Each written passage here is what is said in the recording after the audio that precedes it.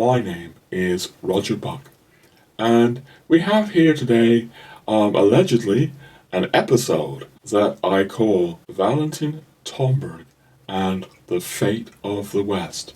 But why do I call it an alleged episode? It's because, friends, I want to warn you. Some of you might see this if you choose to see it and come away thinking that it wasn't a real episode, that it was no more than a glorified preview or trailer or even infomercial regarding a much bigger episode that is the next episode on this channel. And I want to say something about that. For months now, I have been pouring my lifeblood into the next episode on this channel, which may be 4 hours long, called Through Christendom with Tomberg. And while it is true that this episode will have clips from that upcoming episode, that this episode will be, in part, an assembly of clips, along with commentary from myself. It's not only going to be about the big upcoming episode, no. In the course of this channel, I've filmed something like 8 or 9 hours now regarding Tomberg. That includes, yes, the big upcoming episode 35, but it also includes an earlier big 3-hour episode we did on Tomberg, also on Rudolf Steiner. That was episode 28. And Tomberg has been appearing in other episodes as well, including the last episode on globalism. Anyway, I know that 8 or 9 hours is a lot to watch on Tomberg, so I thought there might be value in a shorter episode that focuses, if you like, on the bare bones of what I have to say regarding Tomberg. And then if you want meat on those bones, you can proceed to the other episodes, or, to use another image, you could think of this episode as what I have to say about Tomberg in a nutshell. And we're going to begin with an even more extremely compact nutshell by starting with the rather sinister and disturbing thumbnail that I created for this episode. In that thumbnail, we have a contrast. We have a contrast between what I see as a very warm, loving, extremely human man on the left, Valentin Tomberg. And maybe the most moving thing that I find about Tomberg is that he is the most human figure, it seems to me, that I have ever encountered in literature, in modern literature anyway. And we have that juxtaposed with the disturbing image of a tremendously dehumanized man, which many of you will recognize, I think, as Captain Jean-Luc Picard from Star Trek, in an episode where Picard was subjected to the Borg, was Borgified. I've spoken before about the Borgification of the world, by which I mean, the danger of our society becoming ever more mechanical, ever more robotic, ever more technocratic and dehumanized. And really, I owe many of those thoughts to Tomberg's thinking as he expressed it, over the whole of his life. This includes also his pre-Catholic writings. Now, I'm not endorsing those pre-Catholic writings, his anthroposophical writings, as I want to make very clear now, and in the other big episodes about Tomberg, deeply regretted and renounced writing those anthroposophical books. But nonetheless, we can say that this concern with dehumanization informs all his writing and thinking. I mean, in his final Catholic writings, in Lazarus Come Forth, Tomberg warns of what he calls the Centaur. The Centaur being a beast that has a human head and a horse's body. And he uses this to invoke the idea or the danger of humanity losing feeling and becoming only thinking and willing. So the trinity of thinking, feeling, and willing is replaced by a binary where human beings can think in at least a technocratic way and have an animalistic, will, but with no heart, no feeling. This is what he speaks about as the danger of the centaur, and this metaphor of the centaur is very close to the metaphor of the Borg. Again, a condition where a voracious, devouring will is combined with mighty intelligence, albeit of a technological kind, but where no wisdom, no heart, and no humanity is present anymore. And he speaks about the danger to humanity in countless other ways. Whether it's the sickness of the West, is that it's losing its creative elan that he speaks about in Meditations on the Tarot, whether it's the degeneration that he speaks about in the jurisprudence writings. There he speaks about how the soul of the Occident, which depends on what he calls the great temple of piety, is losing its life force. Whether he's speaking about the West becoming arid and dry, what we see in Tomberg is, I would suggest, a very, very human man encouraging us to humanization, to personalization through our Lord Jesus Christ, who represents, of course, the truest form of humanity there could possibly be. Humanization through Christ. This is what Tomberg is speaking about his entire life long. And as I see Tomberg, he's a courageous individual who was willing to make a response to the dehumanization of the world, to courageously face and address the dehumanization of the world, not sort of retreating into liberal or new age or progressive ideas of human progress, but really facing decadence and degeneration.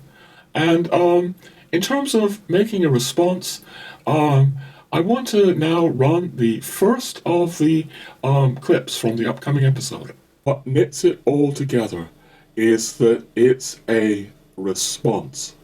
It's a response to the enormous suffering of Western civilization in our time. It's a vast, comprehensive, overarching response to the fate of the West. It's a spiritual response, it's a psychological response, it's a philosophical response on numerous fronts at once, including all the problems thrown up by modern science and our modern materialistic epistemology, which is ravaging our civilization. It's a hermetic response. Yes, it's a political response, as I mean to make clearer as we go along. It's a profound Catholic response to the suffering of the West, to the tragedy of the West, caught in materialism and stripped of Christ, stripped of God. It's about Our Lady weeping for the world. So, when I speak about things like Tomberg's vast, overarching response to the fate of the West, what do I mean exactly? Well, in the broadest sense of the term, I mean the corpus of his post conversion works, his Catholic works, written after 1944, not all of which are in English yet, but which start with this, recently published by Angelico Press, The Art of the Good, which is his first of his legal and political works, hopefully to be followed by more soon. The aforementioned Lazarus Come Forth, which was written in the late 60s, early 70s, before Tomberg died. That's where he's speaking about the Centaur. But above all, this mighty tome, Meditations on the Tarot, which is something like 650 very, very dense pages. It's a staggering Catholic work that has completely changed my life like no other book in the world ever has. And sometimes I say this in the big upcoming episode, I see Meditations on the Tarot like 100 books rolled into one. That I know will sound hyperbolic to some people, but there are some of us who are just reading the book again and again and again. I've read it something like 13, 14 times in both French and English over the last 25 years, and sometimes I still feel like I'm only scratching the surface of what is there. And as hyperbolic as that sounds, I know in these 25 years of meeting many other people that I'm not alone here. In fact, I'd like to quote you something from the Trappist abbot Basil Pennington, which speaks to this kind of collective experience that many of us are having of being staggered by this book. So he wrote saying, "It is such a rich collection of wisdom, drawn from such a staggering number of diverse sources, that it leaves the mind almost reeling. Besides the Bible, we find the Upanishads, the Kabbalah, the Hermeticists, and men as diverse as Origen and Chardin, Plato and Bergson, Jung and John of the Cross, Kierkegaard and Nietzsche. It is without doubt the most extraordinary work I have ever read." Alright, my reason for including that is that it's just another testimony to this collective experience that many of us are having, this experience of being staggered by the book. More on that in a moment, but I just want to make a little digression for the sake of some of my regular viewers who could be understandably and rightly troubled by that long list of names, or still troubled that I'm speaking so highly about a book on the tarot. I think it's maybe necessary to repeat what I've said before, that this book has nothing to do with reading tarot spreads or tarot decks to tell one's fortune. Absolutely nothing to do with that. No, it's about something far more existentially serious than that. But in terms of that long list of names, I want to say to you, ladies and gentlemen, that I would be troubled as well if I assumed that Tomberg was endorsing all these people wholesale, or having some sort of syncretistic, uncritical, universalist, new agey synthesis of all these people. But nothing like that is the case. What is frequently being missed, in my view, is how very critical Tomberg very frequently is of these people. Let's take the Hermeticists. And under the heading of Hermeticists, he includes the Anthroposophists frequently as well. The book is filled with warning after warning after warning about Hermeticism. That Hermeticism leads to arrogance, to megalomania, to incredible pretentiousness. Letter after letter after letter, he's warning about that. And we're coming back to that. We're definitely coming back to this. But what I mean to say is, Tomberg is, although he is finding value in many different places, different regions of thought across the world, he's also deconstructing this thinking. His deconstruction of Theosophy, because he understands Blavatsky as well.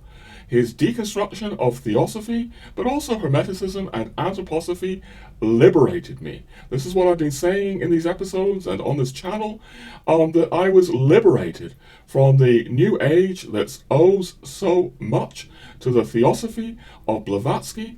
Later on, I was liberated from Anthroposophy by Tomberg's deconstruction of these thinkers. So we're coming back to that. Right now, though, my point in quoting this Catholic abbot, Basil Pennington, and I have to say I don't know much about him either, so I'm not endorsing him either, but my point is just to give that as another example of someone who is having this experience of a book that is staggering. The diversity of thinkers in the book, the vast erudition in the book, it's extraordinary. It's staggering, as he says. It leaves the mind reeling, but more importantly, I'd say, it maybe even, is that it leaves the heart reeling, the human heart reeling. Or, as I say this in the next upcoming episode, this is a book of profound moral gravitas. It's a book of astonishing solicitude for the fate of humanity, for the soul of humanity. My sense after all these 25 years is that Tomberg's heart is wrenched for a world falling into materialism more and more deeply with every passing generation that takes place in modernity, and really falling into madness, falling into schizophrenia.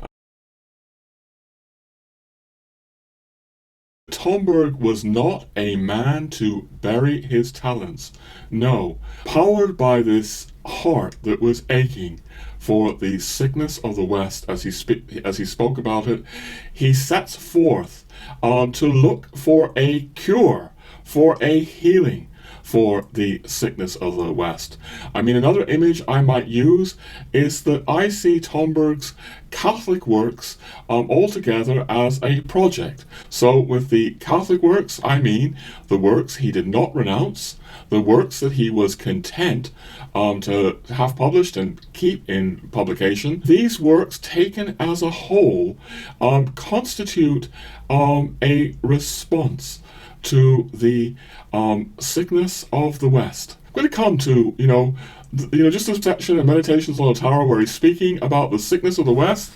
He speaks, the sickness of the West today is that it is more and more lacking creative elan. And he goes on to say that each revolution which has taken place in the West, that of the Reformation, the French Revolution, the Scientific Revolution, the delirium of nationalism, the Communist Revolution, has advanced the process of the aging of the West. And through all of these, Catholic works, this great project, yes, there's very definitely this critique of the great revolutions, starting with the Protestant Reformation of 1517, leading to this process of aging, of sickness, of losing creative elan in the West, of the West, becoming ever more in danger of this binary of the Centaur, binary of simply degraded thinking and animalistic will. And Tomberg has launched, as I see it, this is my conclusion after all of these 25 years engaging with him, a project to address this sickness. So, and he's used his prodigious talents I mean, so Tomberg was obviously, a polyglot. He spoke quite a number of European languages, Russian, Estonian, German, French, English, I think, Dutch, a couple of others as well, I believe, as well as knowing, ancient languages as well. But more importantly, he was this polymath. He understood, he had such a wide-ranging knowledge of so many fields at once. So obviously what shines through his works is a deep understanding of Christian mysticism, Christian theology, Catholic theology, I mean, for that matter, Orthodox theology, but, very much knows about Catholic theology. But, if his genius, and I do think he's a genius, were simply, about the Bible and about theology, he would have all of his profound insights to offer us about Christ and his church, about the sacraments, about Our Lady. He would have all that. But because the book is so vast, the books are so vast, drawing on, currents of modern philosophy, and also his awareness of history, and psychology. He's not just writing, as profound and rich as it is, a book about the mysteries of the Bible and the Gospel and Christian and Catholic theology.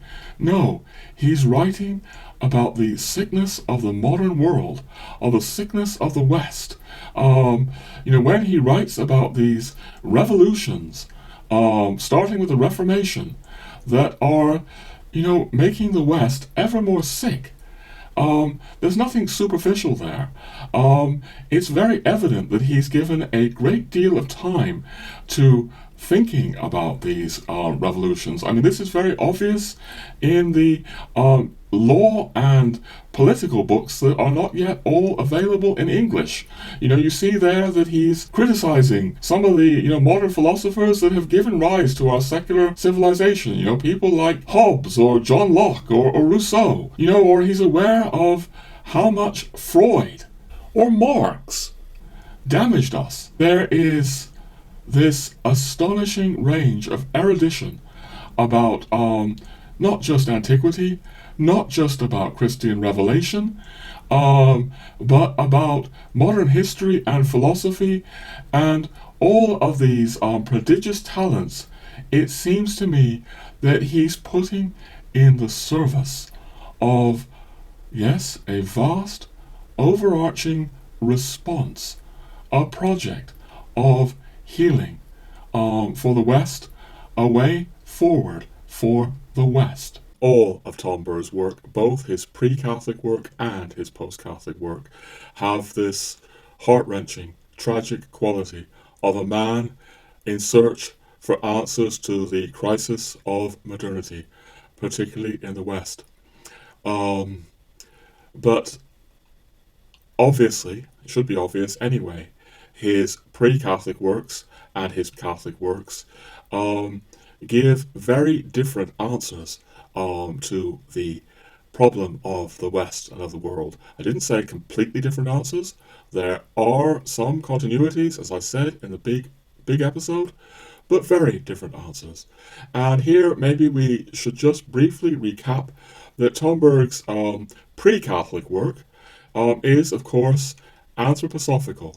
And we can't recap everything now that anthroposophy is, but maybe it will help to simply note that anthroposophy is Christian, although hardly in an orthodox sense, and it is concerned with the encounter with Christ, just as the Catholic Church is about a life-transforming encounter with Christ through the sacraments and how they transform us. But for Steiner, the institution of the church, the sacraments, the dogmas, the doctrines, the hierarchy, none of these things are necessary according to Steiner. Indeed, they belong to an outmoded, atavistic, archaic past. Steiner is now saying that Humanity is ready to come to a direct, unmediated cognition of Christ. Tomberg is saying something very different, completely different in that regard.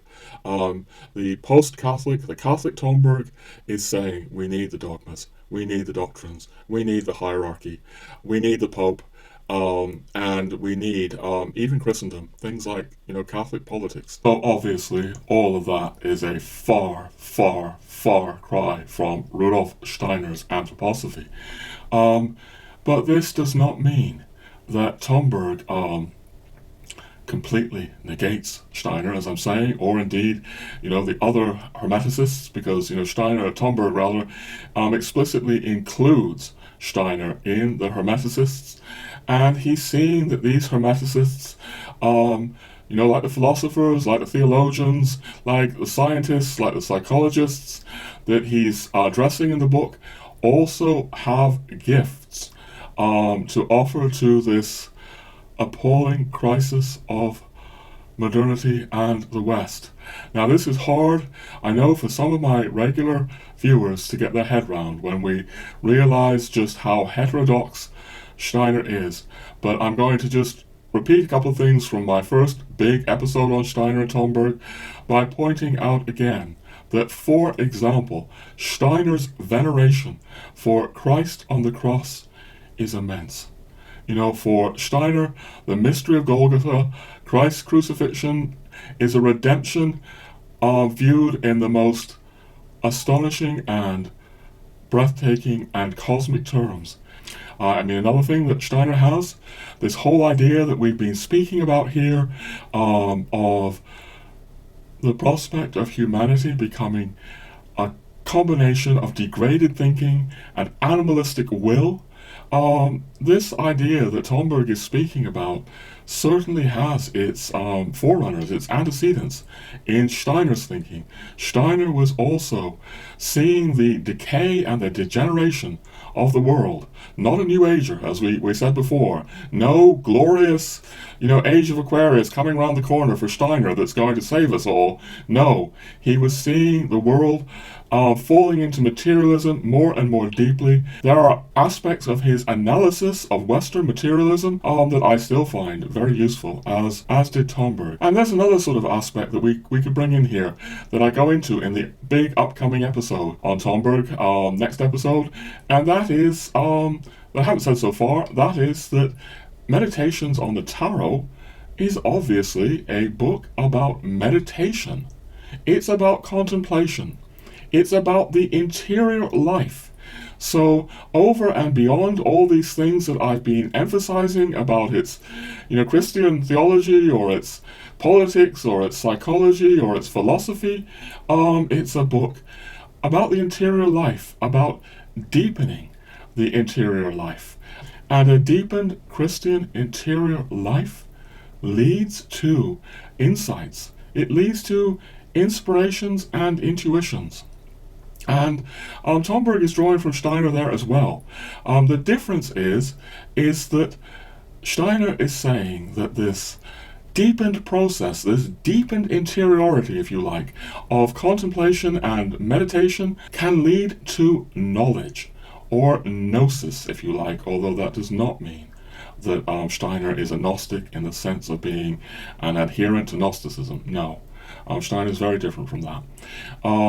But yeah, the whole process that we mentioned where Steiner came to this faith in Christ crucified, he came to it through a visionary process over several years that had nothing to do with the church.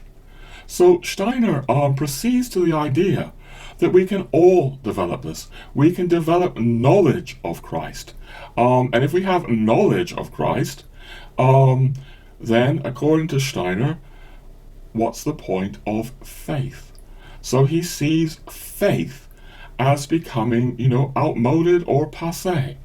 And where we go with that is obviously Tomberg took that seriously in his anthroposophical youth, but he rejects it quite vehemently in his Catholic old age. As I say, this whole perspective, anthroposophical, so-called knowledge, we go into this in great depth in the upcoming episode, he suggests is leading to megalomania, to grandiosity on an incredible scale, as well as plain old-fashioned illusion and fantasy. So Tomberg is seeing gifts that the Hermeticists have to offer, but he's also suggesting that Hermeticism needs to submit to the Church. I mean, an idea that's in Tomberg's writings is that just like Greek philosophy was baptized, if you like, by people like St. Augustine and Thomas Aquinas, Hermeticism needs to be baptized if it will submit itself to the Church. Anyway, I'm going to run just a little bit from not the upcoming episode, but the big episode I did last year. Tomberg is speaking about dogma as a command and a summons to orient thought and research towards divine truth. He means truth of revelation, the truth of the Church. He does mean a command and a summons. You can do this thinking, you can do this research, but orient yourself to the truth of the shining star of the dogma of the Church. And this is just one of countless times that he keeps coming back to the need for these esoteric, hermetic thinkers of the past and of the present to orient themselves to the Church. And I'm going to invoke something now, friends, from Meditations on the Tarot, which might seem quite heavy. When you actually listen to what he's saying, it's pretty heavy. And on 189, he is speaking that real Hermeticism cannot exist without the Church. And he's saying that those who want to think hermetically have only one choice. Either to live as parasites, it's a heavy word, parasites, for it is thanks to the Church that we are able to live. So we're parasites if we're strangers to the Church, he says.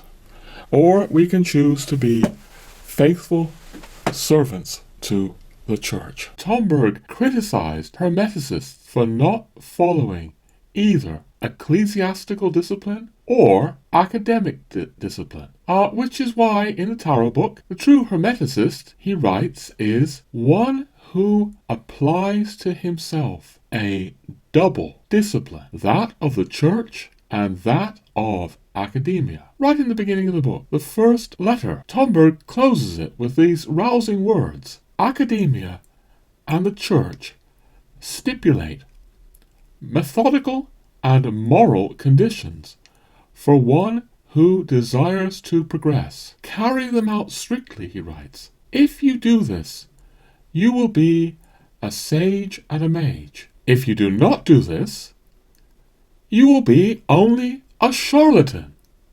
And he says that with an exclamation point. You can hear the exclamation point. You will be only a charlatan. And there's more in the book pointing to this pompous kind of charlatanism, where he says Hermeticists, and this includes anthroposophists, behave like the Pope. He writes, we Hermeticists behave as pontiffs without the sacraments and the discipline that this entails, and as academics without due experience and discipline. We do not want to obey either religious or scientific discipline. And he's saying the results are serious.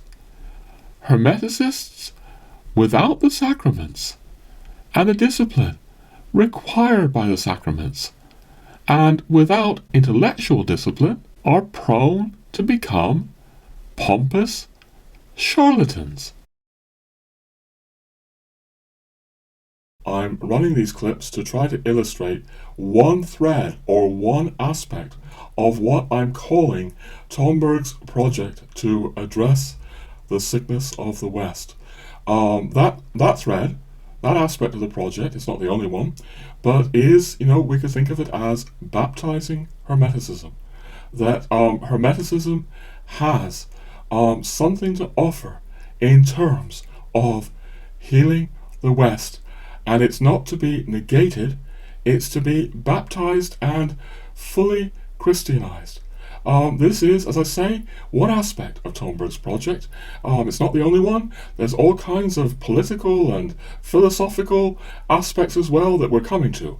But while we're on this aspect, I'm going to just bring something out from the seventh letter in the book, where he's putting a question to people of certain kinds of esoteric orders, people that might be, trying to set up alternate forms of Christianity.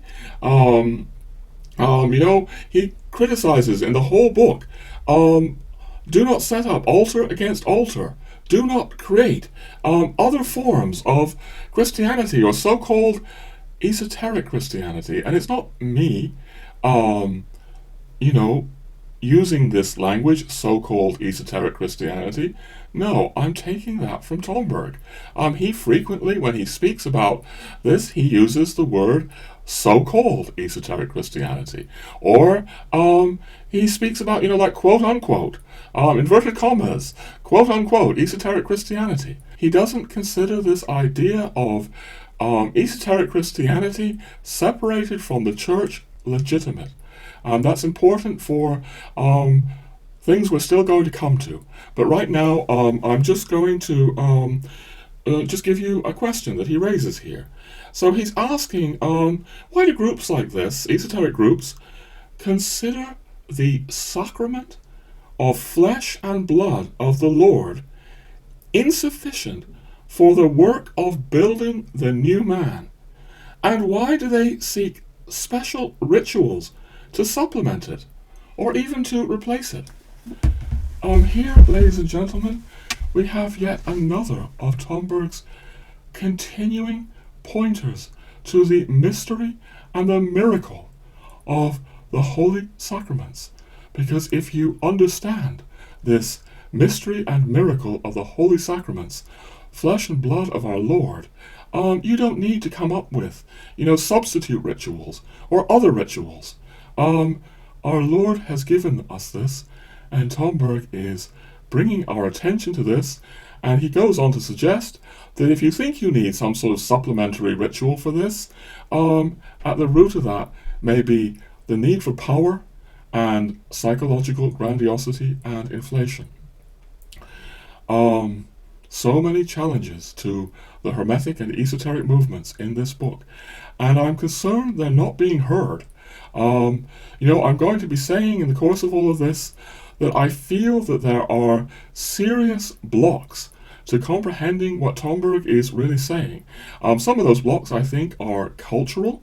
I think it's difficult for, people like myself, Anglophones, coming out of the, Anglosphere with its kind of Protestant or post-Protestant ethos, to really understand something like the intense sacramental culture of Russia that Tomberg came from. We'll be saying more about that.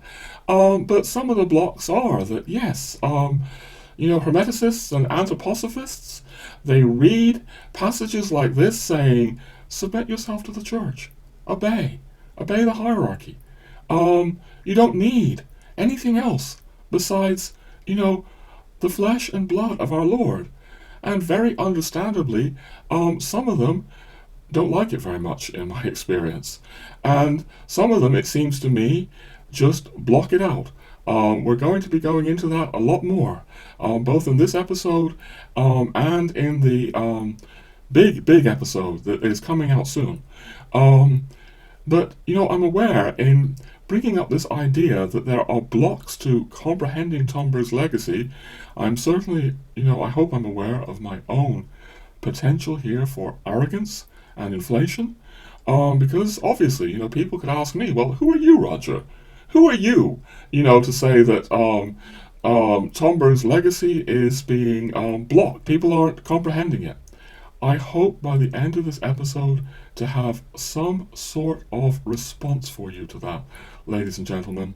I don't necessarily expect it will be a satisfactory response for everyone who hears this, but there will be a response. But all I can hope for is whether I'm right or whether I'm wrong about these blocks to comprehending Tomberg's legacy. That is sincerely what I feel. Obviously, if I believe that this project, as I call it, has so many gifts to offer in terms of addressing the sickness of the West, then it's important that the project is properly understood. And I am gravely concerned that it isn't being properly understood. And that is what is motivating me to do all these hours and hours of video about this.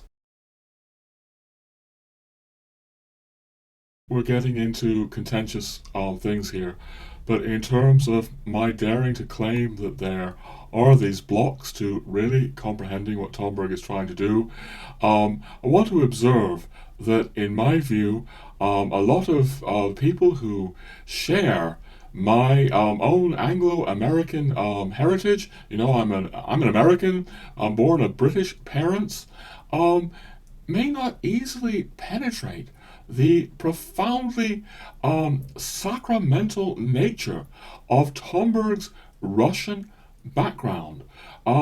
Because, one thing that I've come to see over the years, since converting to Catholicism, is that if you come out of a culture with Protestant heritage, like the Anglo-American world, which did so much to either negate the sacraments or deny the sacraments or frequently ridicule the sacraments, historically speaking, you may not even know what a sacrament is, let alone really get to what Tomberg is speaking about in terms of the sacraments. And I'm going to run something about Tomberg's Russian background from the upcoming big episode that may help elucidate what I'm trying to get at here. Tomberg's background, of course, was not Anglo-American. He did not come out of the Protestant Anglo-American culture. No, Tomberg was born in Russia, in St. Petersburg in Russia, in 1900, St. Valentine's Day, 1900, into a country and a culture that I think that we British and we Americans often don't understand very well. It's a country that has frequently been dismissed as autocratic and theocratic, as nothing but that. But Tomberg was born in this culture under a Russian Tsar, Nicholas II. Now, you could say, if you like, that Tomberg had an Estonian background. His parents were of German Estonian origin. But even growing up in Russia, it's reported that his mother felt his Lutheran Protestant background wasn't enough and began taking him to the Russian liturgy, or also the Catholic liturgy, as a child. And I'm now going to just read you a couple of very brief but very astute comments from the American anthroposophist Christopher Bamford, who often has very astute comments to make, I think. So here he says, Tomberg's first and for a long time overlighting interest, the initial compass of his mind and heart, his search, was Russian Orthodox spirituality, which, as he makes clear in his early articles, includes more than what we usually think of in the West as religion. Tomberg, it must never be forgotten, was always deeply and thoroughly Russian. In his soul, Russian was his mother tongue, and Russian Orthodox culture, at once religious, philosophical, existential, social, and artistic, was his mother culture. Not only was he the contemporary of the great triad of Russian philosopher, theologian, mystics, Pavel Florensky, Nikolai Berdyaev, and Sergei Bulgakov. He was also their brother and their peer. A point I'm making here is that those of us who do not come from an intensely sacramental culture, and I certainly don't come from an intensely sacramental culture, may not understand so easily. People like Tomberg, who do come from an intensely sacramental culture. In fact, this came home to me very strongly after I converted to Catholicism and I moved to Ireland. Ireland, which for 1600 years had such a profoundly sacramental culture, and I realized I was in something so different from my own Anglo-American background. So if Ireland is so different from the post-Protestant sphere, Russia is even further removed from that. That is actually one of the points that I am going into in the very big 4-hour upcoming episode, and I'd like to actually make a digression about that episode now and run you a small clip. One way we could think about this episode is that it's about 2 different journeys in my life over the last 25 years. One of those journeys is with the great Catholic convert and thinker Valentin Tomberg, because I discovered Tomberg back in 1997 and it's 2022 now, so it's 25 years since Tomberg began turning my life inside out, leading me to for me, profound spiritual and intellectual conversion. So the episode is about that. We're going to be going into Tomberg a great deal, on his published writings, even his unpublished writings a bit, known things, less known things. It's about that, but it's also about personal encounters in my life, because shortly after I discovered Tomberg, I went to live in Germany, where I met people who were close to Tomberg in one way or another. One of those is Dr. Michael French, who is Tomberg's German biographer. But I also met all kinds of people. I mean, even very briefly, admittedly very briefly, people who knew Tomberg in the flesh. And we'll be touching on these things, at least a little bit. And as the years went on, I kept meeting all kinds of other people over the years who have been touched by Valentin Tomberg in one way or another. And so, at one level, this episode is really a set of reflections about my 25-year journey now with Valentin Tomberg. But the episode is not just about Tomberg, because there is another journey. As I say, there's 2 journeys in this episode. And that journey, the second journey, is much more like a literal journey, because over these last 25 years, I've lived in a number of different European countries, not just Germany or Switzerland, also Ireland, France, Spain, Britain, and these countries. This episode is also a reflection on all these different countries and cultures that I've lived in. It's a reflection on Christendom. All right, ladies and gentlemen, I warned you at the beginning that this alleged episode was in danger of being a glorified trailer or even infomercial, and I run that as well to warn you of something else, that the big, huge 4-hour plus episode upcoming is, as I say, not just about Tomberg, although in huge sections it's directly about Tomberg, and even the sections that are more personal, about my personal journey through Christendom, even those seem to me to be implicitly or more indirectly about Tomberg. I'll give you an example. There's quite a lot in the episode where I'm going into France, and France and French, I think, is is important for understanding Tomberg.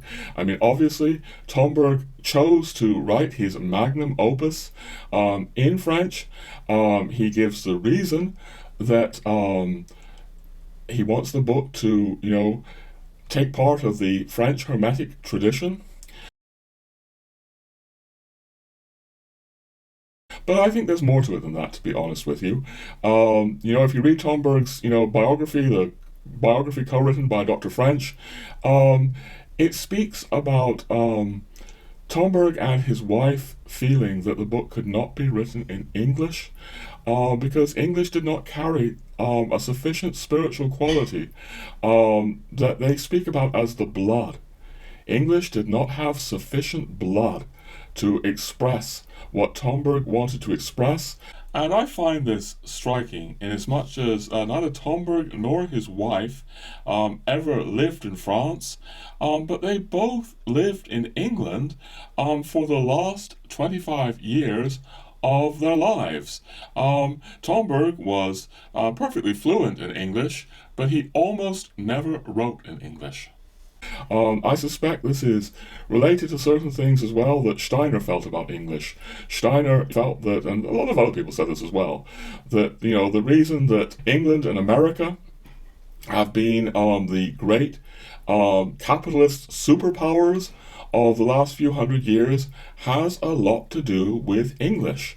That English has a kind of quantitative quality that's good for counting things, but maybe other languages have more of the blood. So, there's a lot in the upcoming episode about my experiences about France.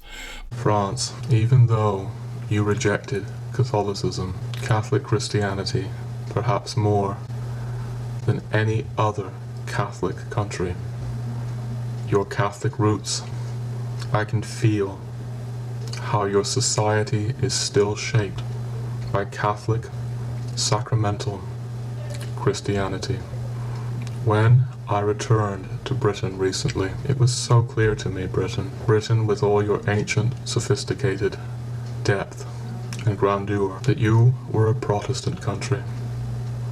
I could feel Protestantism deep down in your roots. You were so different from France. And my whole life seems to have brought me to you, France. It seems to me that you hold something for the world. But that also serves to speak about to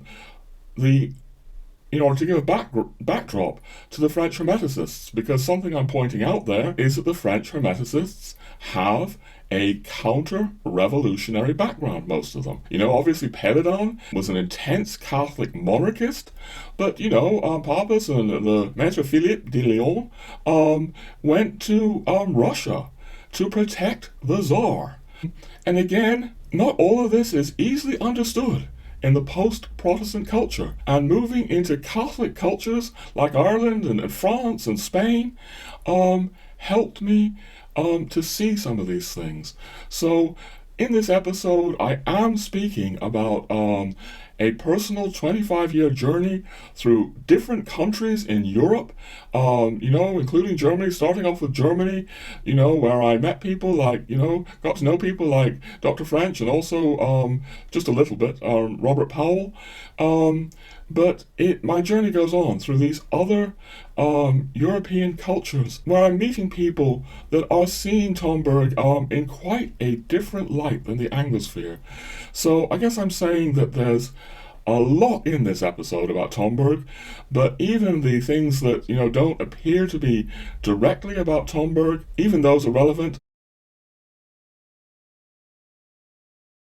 I mean, maybe another thing I will say is that I see this upcoming episode, as the third part of a trilogy of episode 32, where I began really speaking, if you like, about globalism, capitalism, and Christendom. Continue that into episode 33, and in those two episodes I was speaking about globalism more from a Bellocian perspective, whereas in this big episode on Tomberg, I'm really contrasting capitalistic globalism and Christendom more from Tomberg's perspective. But the 3 episodes are all part of a trilogy on this channel, as I see it, that relates to the greater work I'm trying to do on the channel. But that being said, it's now time to end the digression and return to the theme of what I see as other forms of hermetic and anthroposophical resistance to Tomberg's project. There I go again, being contentious, speaking about resistance. I pray I'm not being overly contentious. I do mean what I see over these last 25 years as very often a completely unconscious resistance. And I say that, I suppose, because that's where I was 25 years ago. I was resisting a lot of what Tomberg was saying, and I wasn't conscious of it.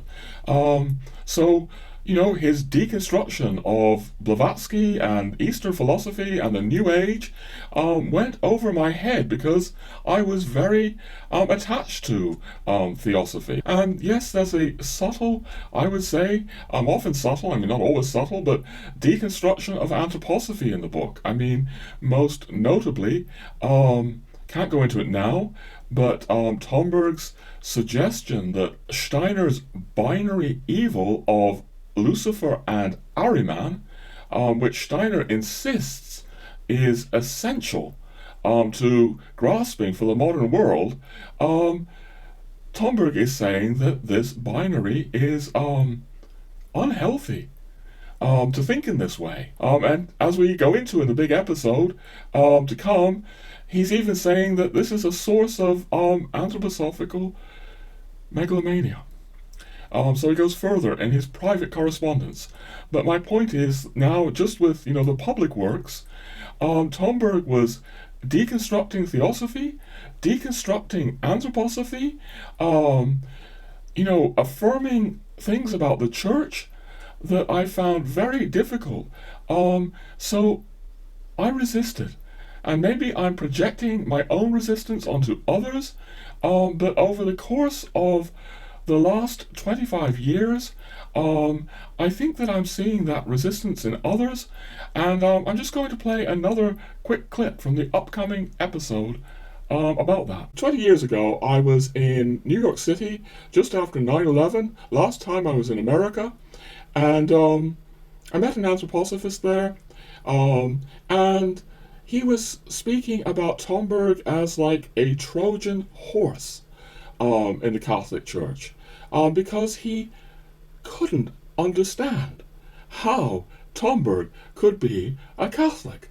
And it's because we, at least this is how I see it, we have all this ideology, all this dogma, I think, coming out of anthroposophy, but also secularism, that the Catholic Church is this backward, archaic, atavistic force. So, you have these anthroposophists, and they're kind of clutching their head and saying, how could Tomberg do it? How could he do it? Because, it's very mysterious. How could he do it?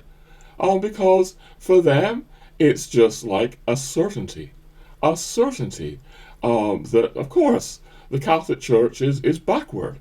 But if you think Tomberg was a Trojan horse, or you come up with these alternative explanations, then you really have to say he's insincere.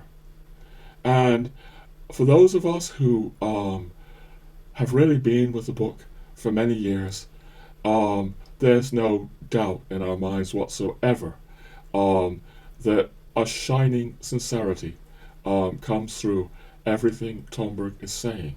I am troubled by what I see here. This is just one example of things I've been watching for 25 years now, including in myself.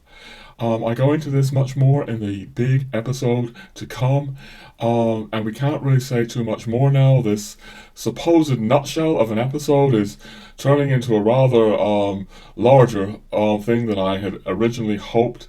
So I'm going to try to contain this to a few more clips from the upcoming episode that I will not be able to fully discuss But I will say the clips, I'm also referring to the example of Robert Powell, who is well known for his commentary on Tomberg and also translating Meditations on the Tarot into a beautiful English edition.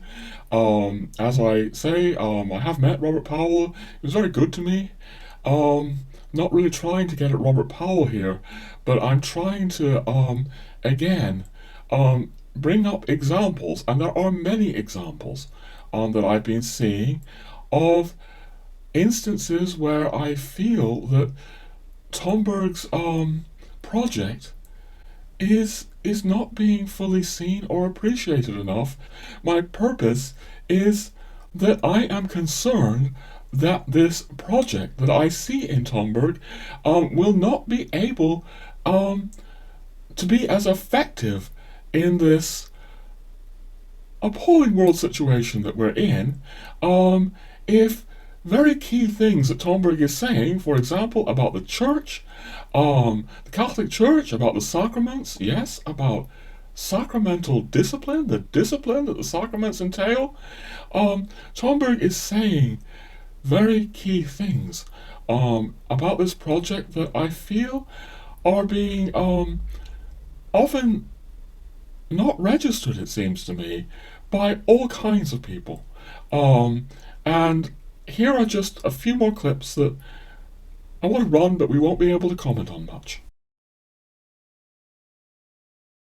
Here we have Robert Powell quoted as saying, "When I heard about Tomberg joining the Catholic Church, I too was puzzled and could not put it all together." So he's puzzled, and he's not alone here. Robert Powell belongs to a sincere group of people across the planet who seem to me to be deeply puzzled here. They can't put it together. But he goes on to say, "I refrained from making any judgments. I lived with the question, what is this speaking? It was a tremendous riddle for me.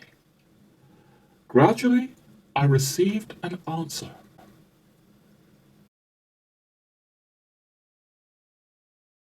Anyway, he says that after pondering this tremendous riddle, he comes up with an answer, and the answer seems to be that Tomberg has made a sacrifice in becoming Catholic. And I've come across this idea elsewhere, but let's just see what it's here. It was a sacrifice for Tomberg. He had to leave his sort of karmic circle, and yet, he no longer had anything in common with the exoteric church.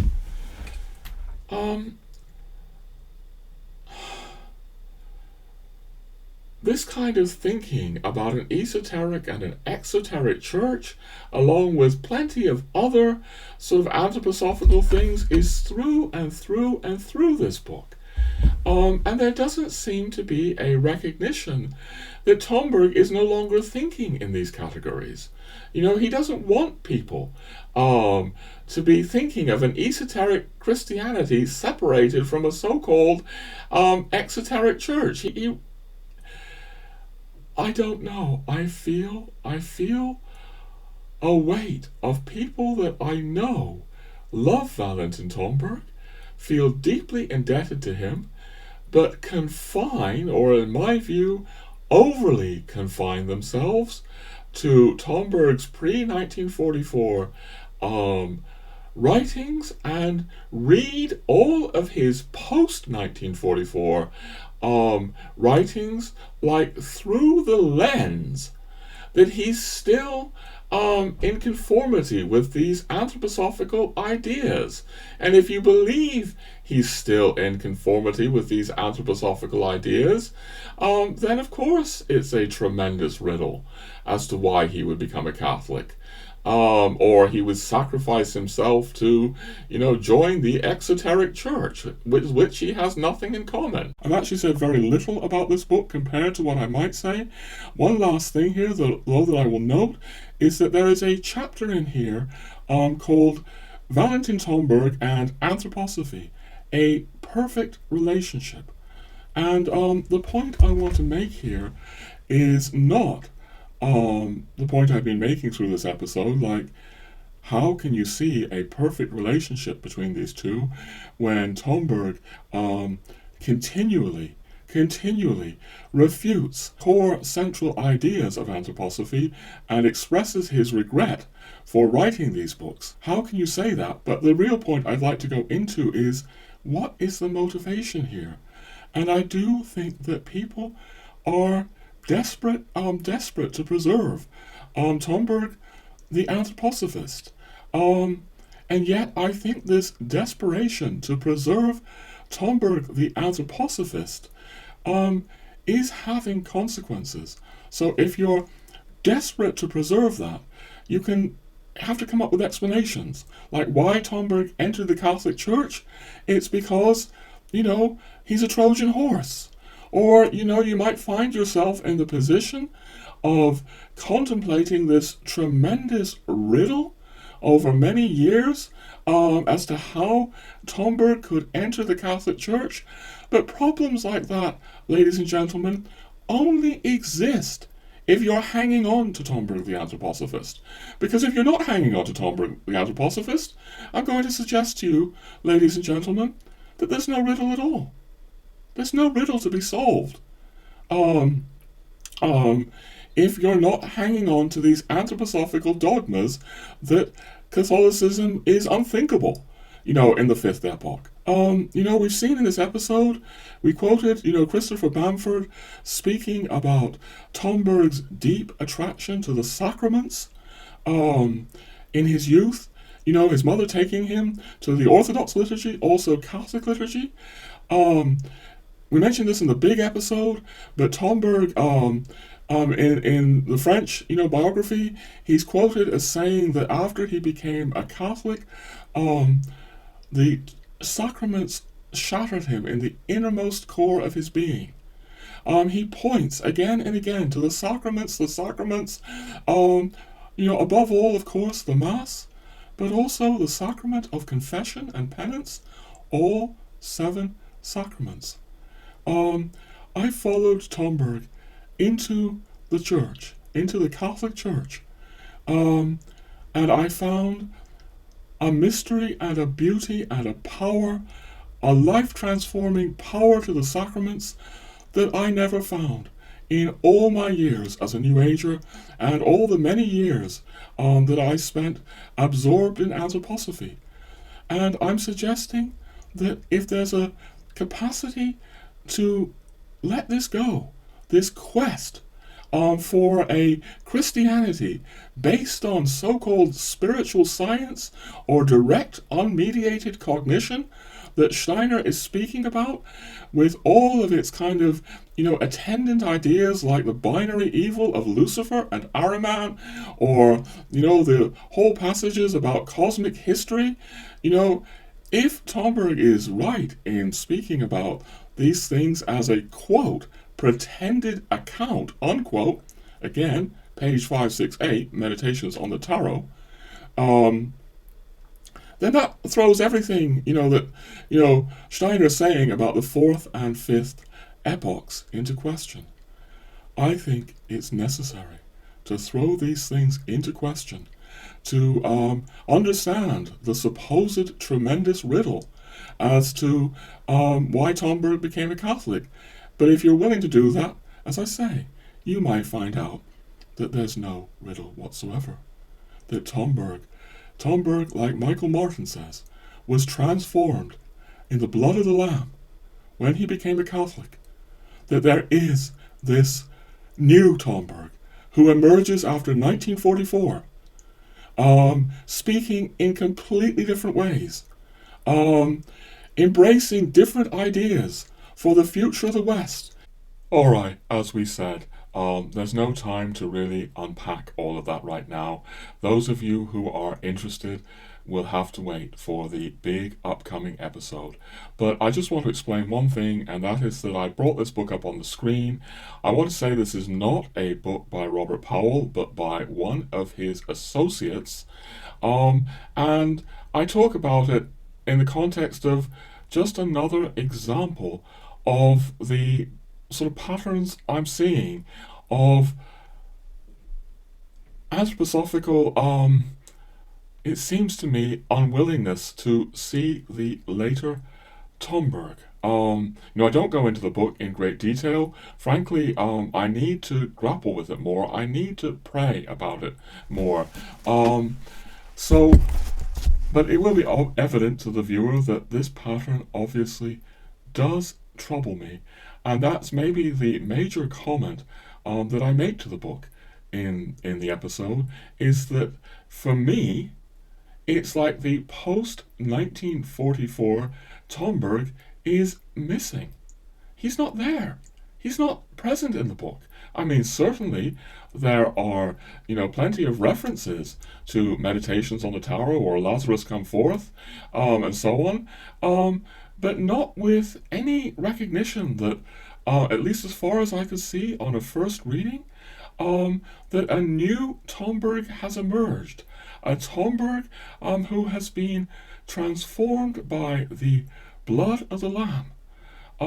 That is really my main comment about the book, that the Tomberg that I see in his great Catholic works, the Tomberg that led me into the Catholic Church, I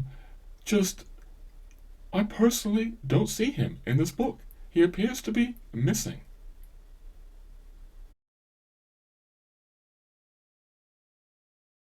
Alright, we must move on from these controversies. I want to get back to the numerous aspects of what I call Tomberg's project. We've covered some of those aspects already, whether it's Tomberg's call to a deepened, contemplative and meditative life. What we haven't said much of yet, we go into it a bit in the big episode, is that also has epistemological ramifications.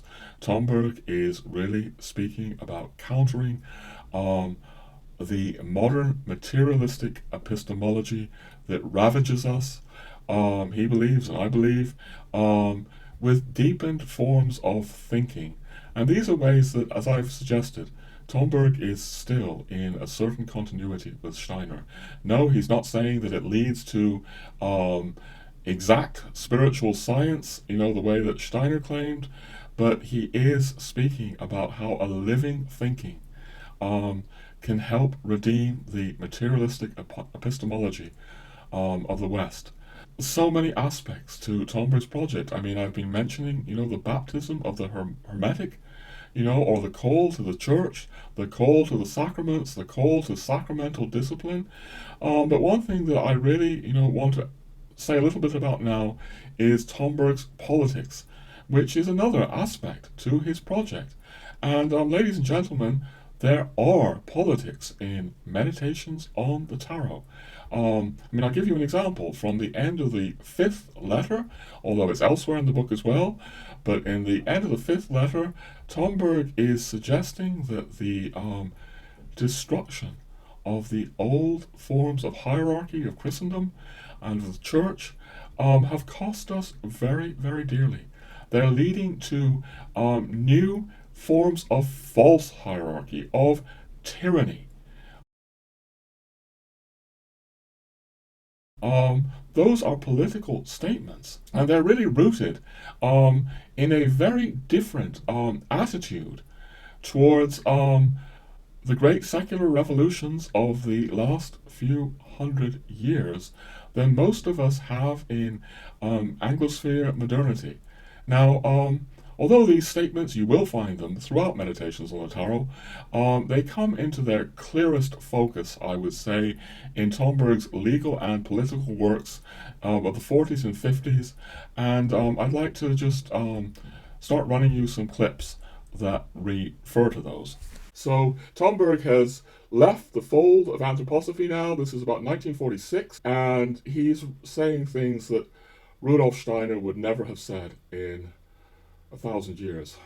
Here's Tomberg from 46. The French Revolution was but a stepping stone that demonstrated with alarming clarity the great trend of revolutions, which began with humanism in the 14th century, then resulted via the Reformation in the Enlightenment of the 18th century, which in turn took fleshly form in the Revolution of 1789. The beginning of the revolutionary development is harmless humanism, the swooning over secular culture, and it ends with black and red Bolshevism as the final result of the destruction of the great temple of piety, in which and from which the soul of the Occident draws its life force. What can I say? If you believe that the great secularizing revolutions of the last few hundred years, starting with the Reformation, are dangerous, especially if you believe they're mortally dangerous, then you're going to have a very different politics to what most of us in modernity have today. And make no mistake, what Tomberg is speaking about here is mortal danger. Because if you destroy the life force of the West, even if you slowly destroy it, you're killing the West.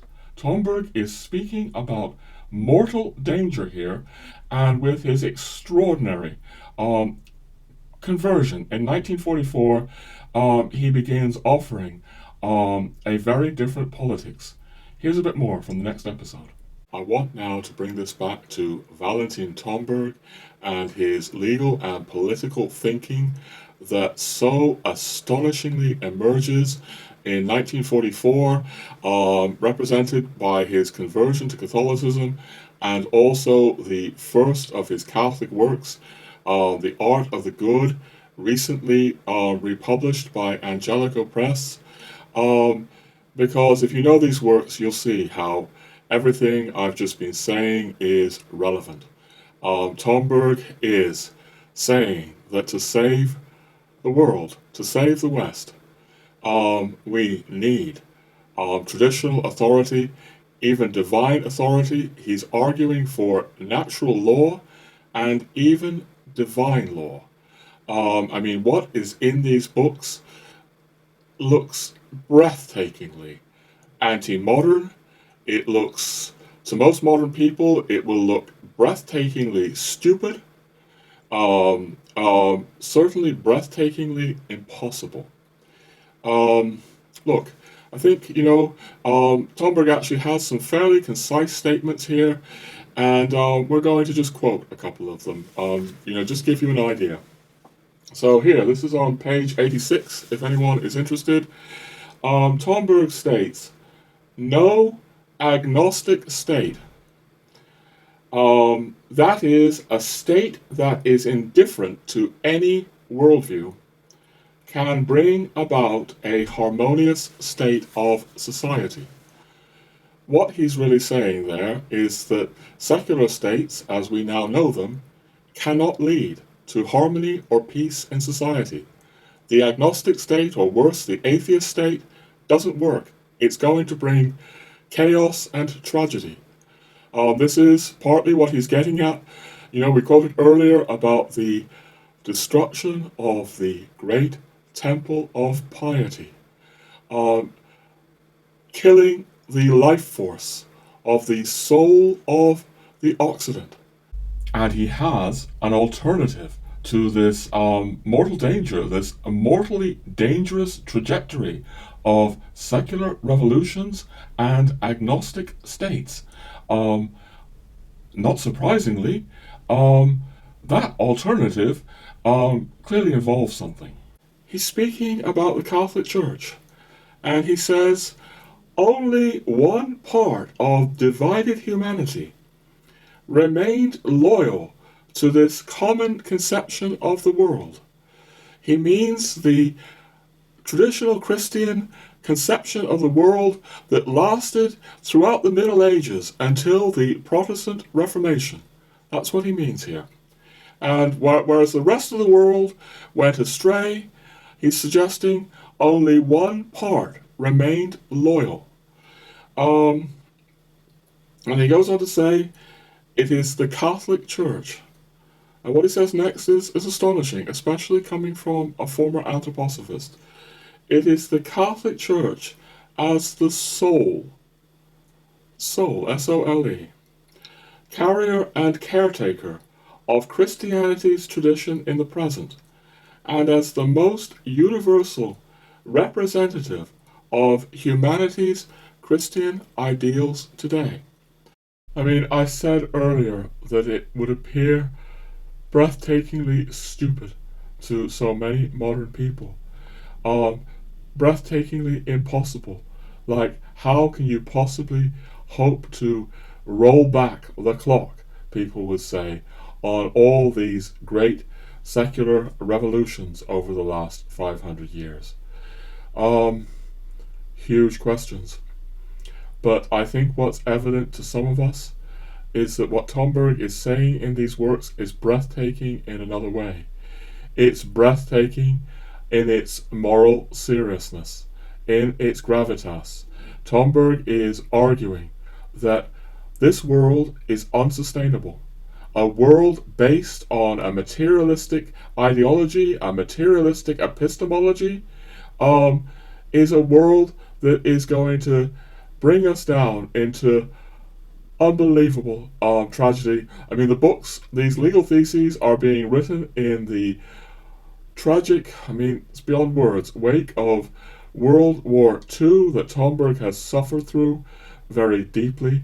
And he is linking the world wars to this whole process of secular revolution. It's like he's saying, enough is enough. We cannot afford to go down any further this route of secular revolution. And now, I don't know, what is it, 80 years later, since World War II, we have this immense catastrophe of global capitalism. We have the catastrophe for the world's environment. What can I say? I join with Tomberg in saying, enough is enough. I join with him in seeing that the West is sick unto death. We are living in times of increasing dehumanization, brutality, death of culture. And I join with him in saying no anthroposophical spiritual science is the answer. No, New Age of Aquarius, so-called universal spirituality is the answer. No, the answer lies in the Church, the Catholic Church, the Sacramental Church, the regeneration of the West through the Church, and other things that Tomberg is speaking about. So, yes, the baptism of Hermetic insight, and other things. But I join with him in saying all these things on this channel and in my books. Tomberg has convinced me of these things in a way that no other thinker could possibly, I think, have convinced me. Maybe I just add this. Some people might wonder if Tomberg stayed with these views. In my view, he says echoes of this through and through his final books. In fact, I would point you to what he says about Vatican II. Some people cannot understand why Tomberg was so severe about Vatican II, where he's saying that Vatican II opened the door to the way to death, to the same processes of degeneration and death. And really, if you think about it, it could really be argued that Vatican II is very much imitating these secularizing revolutions, or it's in many ways, you can be argued is an imitation of the Protestant Reformation.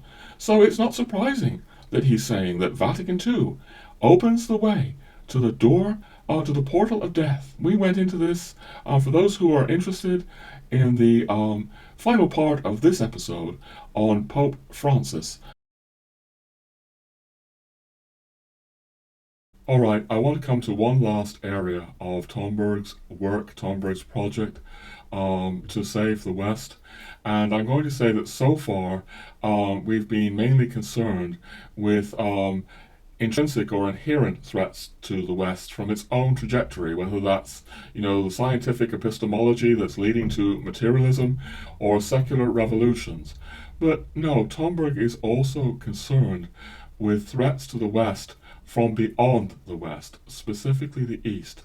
In Meditations on the Tarot, Tomberg warns of what he calls spiritual adultery. And I want to invoke that now because, ladies and gentlemen, one thing that I am aware of is that there may be some people watching this who will be saying that I'm putting in the forefront what they see as a rather rigid or narrow version of Tomberg, and I'm not acknowledging what they may see as his universal implications enough. It's absolutely true that Tomberg praises goodness and beauty wherever he finds it, including in non-Christian, philosophies and religions at times. But at the same time, he warns of spiritual adultery, of not exchanging the higher values of Christianity for what he calls the lower values of other religions. This is an act of adultery for Tomberg, and he is clearly, again, trying to protect the West.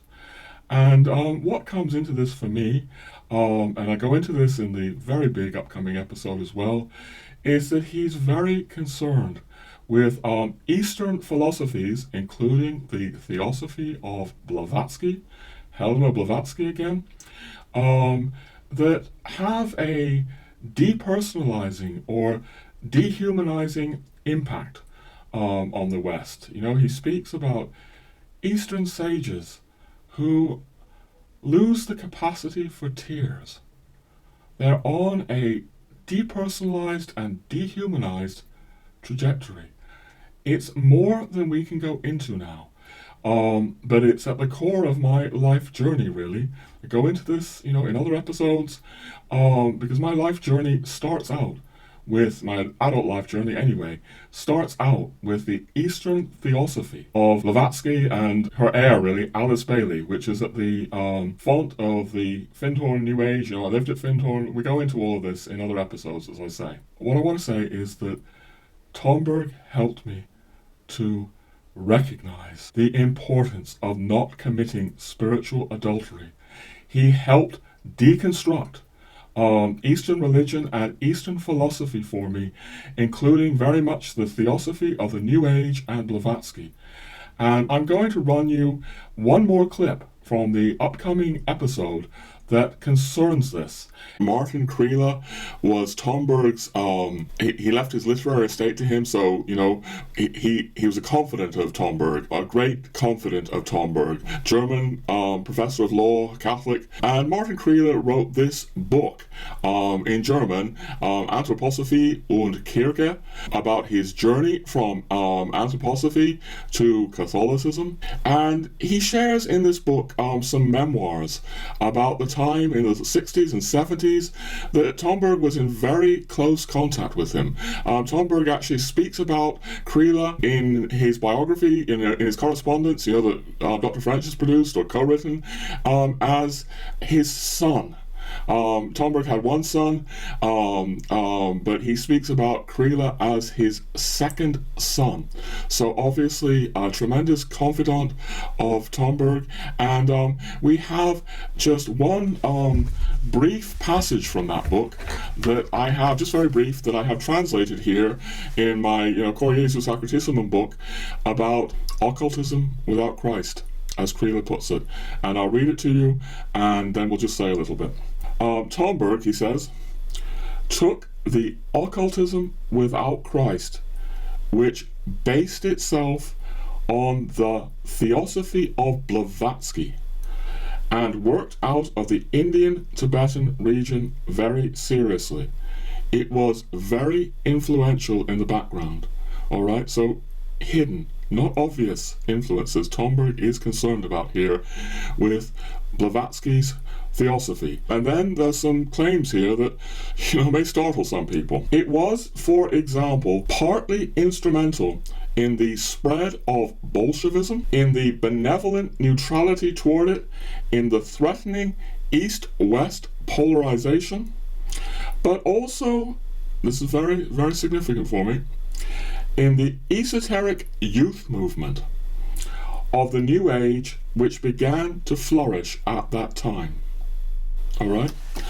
The New Age movement, as I've said, is above all, elsewhere, is above all an Anglo-American phenomenon, and it's rooted in the Eastern esotericism or Eastern occultism of Theosophy. Theosophy was and is a system of esoteric thought, stripped of Christ, founded by Helena P. Blavatsky.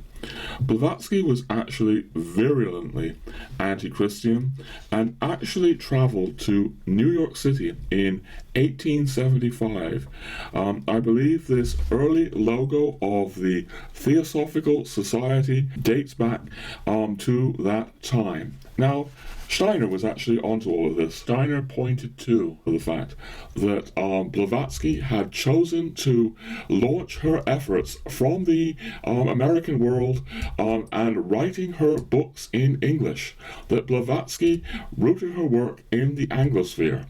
All of this flows into the New Age movement of the Anglosphere as well. I suspect very strongly that here is one place that Tomberg is in continuity with Steiner's thinking about Theosophy and Blavatsky. Anyway, here is Tomberg in the 1960s talking to his friend Martin Creela and warning him of occultism without Christ that spreads through all kinds of things, from Bolshevism, to what he calls the youth movement of the New Age that begins to arise in the 1960s.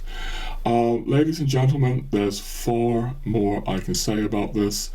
If I ever get the time, I think I have to do maybe a whole episode on Eastern occultism without Christ. Suffice it to say now that my many years of involvement with Theosophy and Findhorn and the New Age in general give considerable substance to those perhaps strange claims that Martin Creela is making.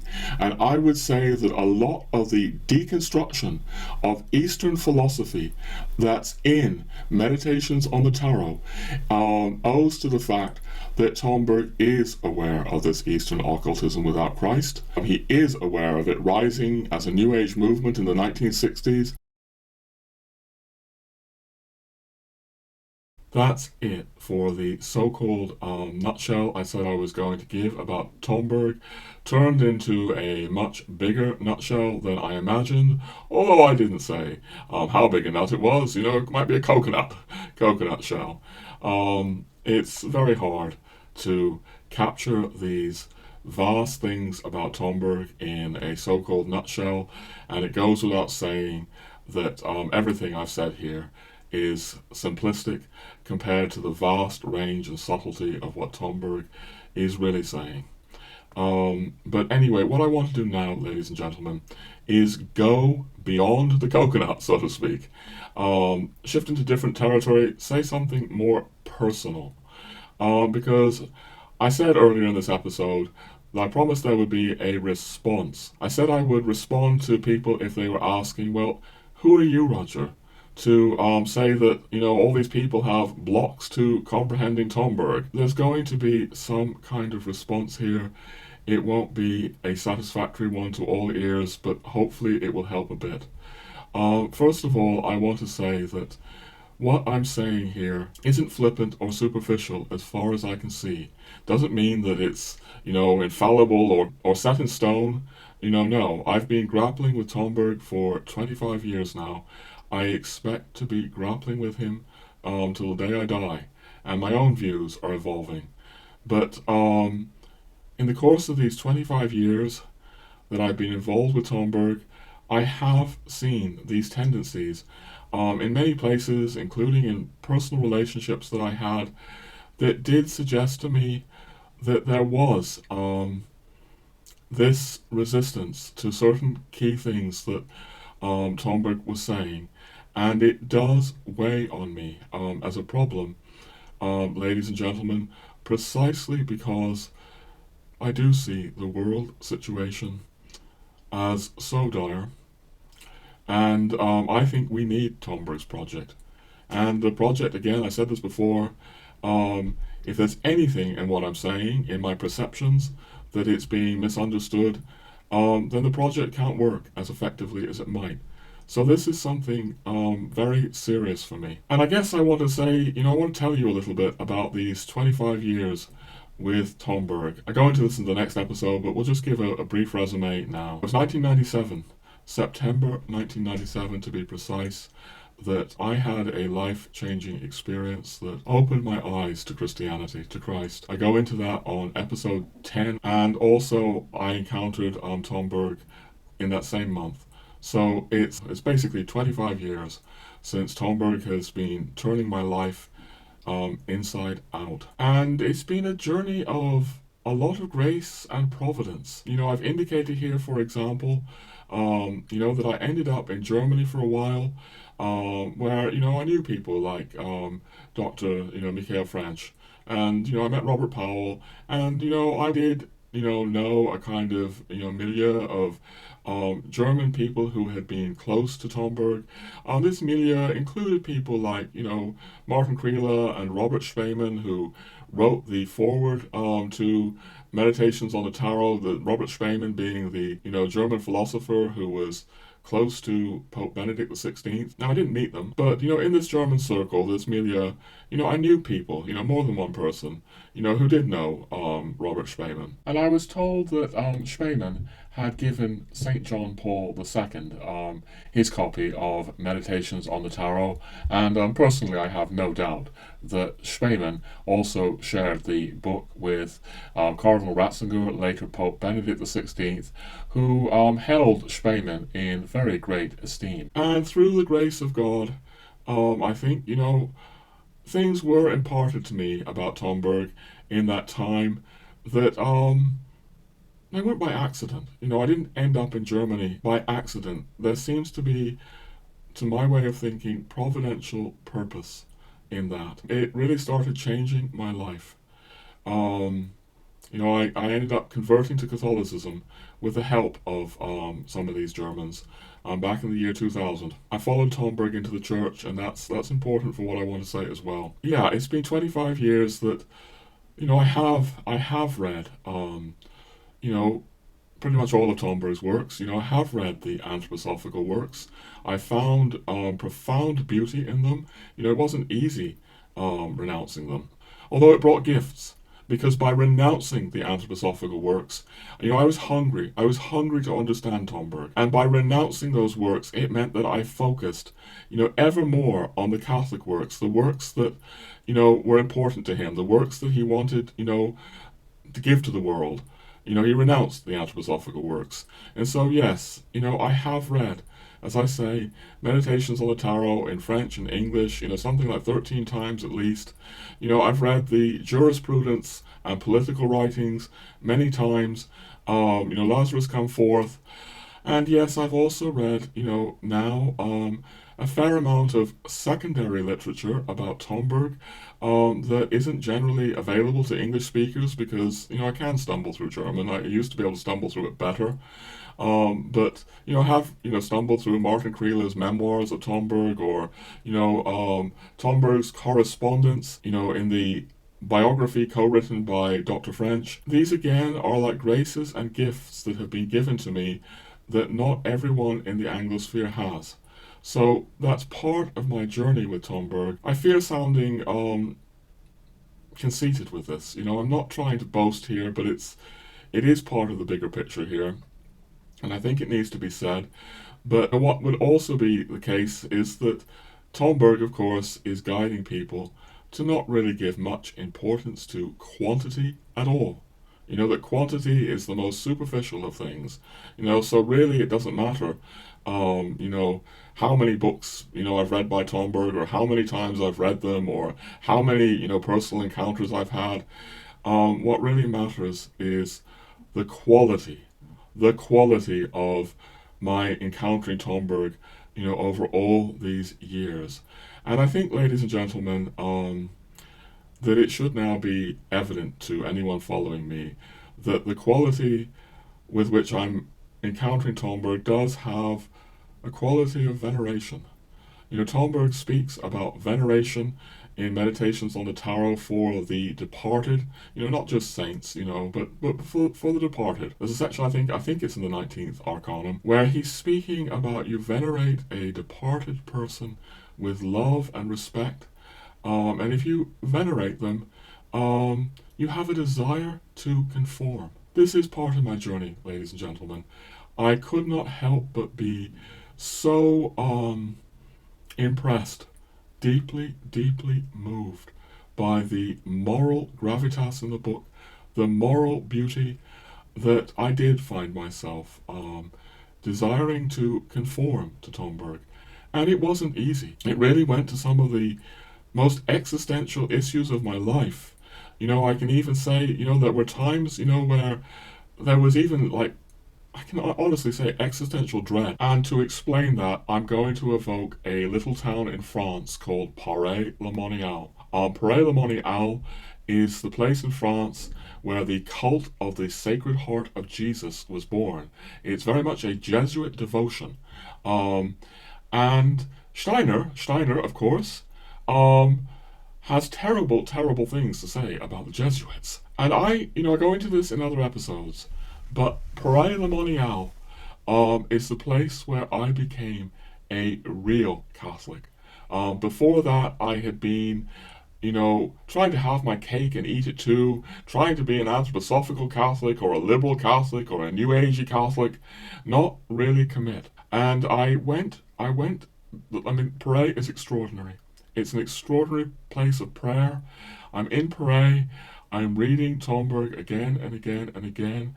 I'm seeing these calls he's making to, sacramental discipline, to obedience, to really being Catholic.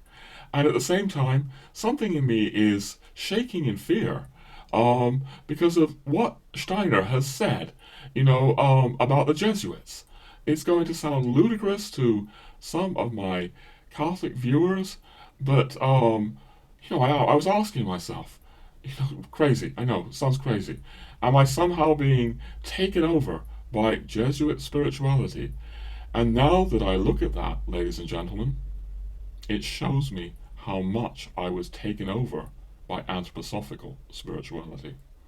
All right, but I did really commit to the church in the way that Tomberg committed to the church, and it has had profound effects in my life. The sacraments are efficacious, profoundly efficacious, just like Tomberg speaks about them. And I want to pick this up, but I'm going to run you a brief minute clip or so from a past episode. A few years ago, I was at a dinner party, and there was a sort of British lady there, and she was, as I interpret her anyway, she was a very New Age type. And she asked me a question. And I don't remember the question exactly, but it was something like, well, Roger, what has Catholicism given you? Could you tell me it quickly? I think she said, could you give me it quickly? And I found myself actually having just one word for her. It just came to my lips. And I said, humanness. It's given me humanness. And I don't think she had a clue what I meant. But that word, humanness, sums up what I'm trying to say about a heart that becomes sensitized to suffering, becomes sensitized to remorse, it becomes sensitized to joy, that it becomes sensitized to things like piety like I feel in this Legion of Mary, that you will not find in the New Age in the same way.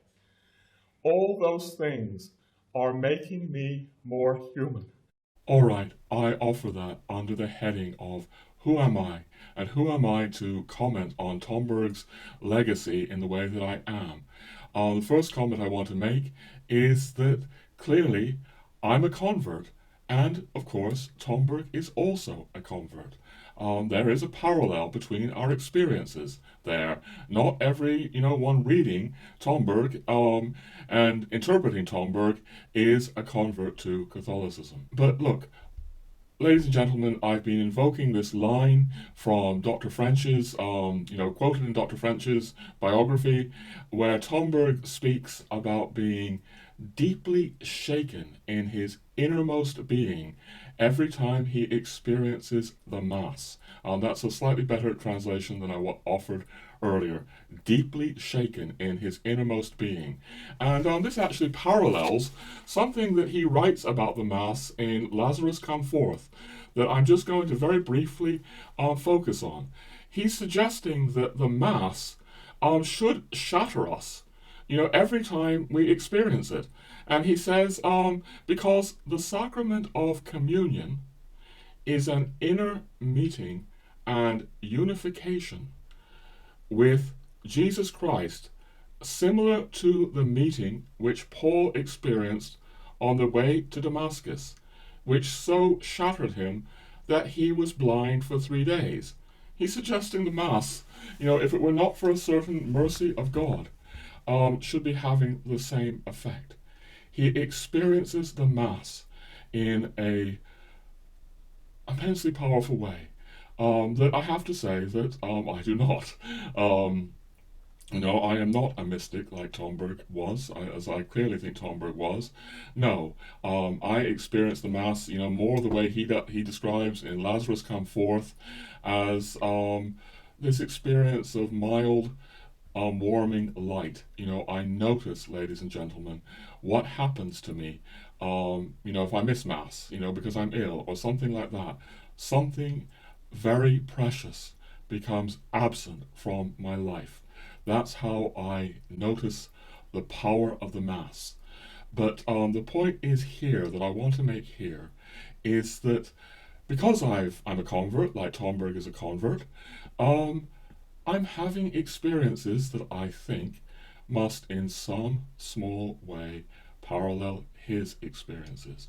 Once again, I've spoken in this episode about Michael Martin speaking about how the late Tomberg was transformed by the blood of the Lamb. And what's very clear to some of us anyway is that if you read the late Tomberg, the Catholic Tomberg, if you read Meditations on the Tarot, and Lazarus Come Forth, you're reading something that is far richer and more human and beautiful and profound than these early anthroposophical works that he renounced. At least that's the conclusion that many of us are coming to. And I'm going to suggest to you, ladies and gentlemen, that experience has to do with a Tomberg who is being deeply shaken in the innermost core of his being every time he goes to Mass, year after year after year. But whether I'm right or whether I'm wrong, my key point here is that I am different from, some of Tomberg's readers, or maybe even many of Tomberg's readers, who have not taken this step of entering the church, which of course is their, free will not to do this. Tomberg very much respects people's freedom, and he's not trying to bully people into the church. I hope that I'm not trying to do that either. I want to suggest, though, to you that this does give me a different perspective, from maybe certain people who are clutching their heads and, asking how could Tomberg do this, or coming up with, explanations that Tomberg is a Trojan horse or whatever. I have been given, through the course of my 25-year journey with Tomberg, a different set of explanations of what Tomberg's life in the church was about. Does that mean that, they're infallible, set in stone conclusions? No, of course not. Does it mean that I believe that I have a right, and maybe a duty even, to try to speak up and to offer um, an alternative picture to this idea that seems to be going around, that Tomberg has somehow, condescended. He's stooped down. He's sacrificed himself to become part of a church that is somehow, alien and lower to him. I'm seeing this idea, or at least something like this idea, in numerous places on the English-speaking web, and for anyone who's interested, I would like to direct their attention to an article on my website called Valentin Tomberg Cared, where I go into more detail about this, because from everything I've experienced these last 25 years, I honestly cannot help but be gravely troubled by this. There's a link down below to that article, ladies and gentlemen. There's more links down below to things that may be relevant, including my Amazon author page. Alright, we have something that I didn't expect now, because I had an ending filmed, in the can, so to speak, and yet I woke up in the night. I went to bed last night, and I woke up with something that feels like it might belong here. And that's rather strange because, normally I would want to wait weeks or months or even years before saying such a thing. But I think it's all right to raise it just as a question. That question is, did Valentin Tomberg come to see his anthroposophical works as a detour? And the reason I say that is, well, we've heard earlier in the episode how Tomberg, growing up as a Lutheran Protestant in St. Petersburg, how his mother brought him to the Sacraments, at least as a witness, of the Russian Orthodox Church, even the Catholic Church.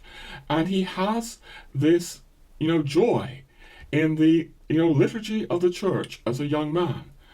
But then he goes on to his anthroposophy, where he does criticize the church. I mean, never as severely as Steiner did. And as I was with these thoughts that came in the night, I came back to a passage from Tomberg's correspondence from 1967. And it's featured in the biography co-written by Dr. French here. It's on page 475 for anyone who's interested. And we are going to just feature something very striking that Tomberg says. He's speaking about his anthroposophical studies, and he says that he wants to explain his regret for having written them, or rather for having made an attempt similar to Julian the Apostate to try to bring back to life or revive something that was dying. He means, Steiner's spiritual science or anthroposophy. This is, to my mind, very striking, ladies and gentlemen. Obviously, it doesn't reflect highly on what he thought of Steiner's project of spiritual science, not Steiner himself.